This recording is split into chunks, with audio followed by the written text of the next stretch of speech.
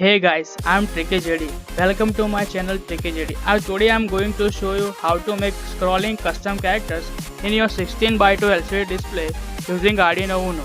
So let's see. This is the circuit diagram.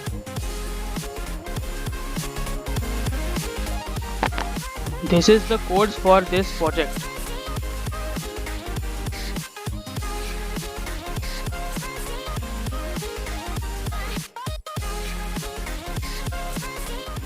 I have put the code and circuit diagram link in description. Go there and check it out.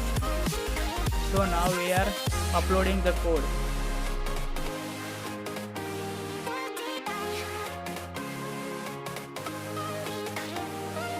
Here we go.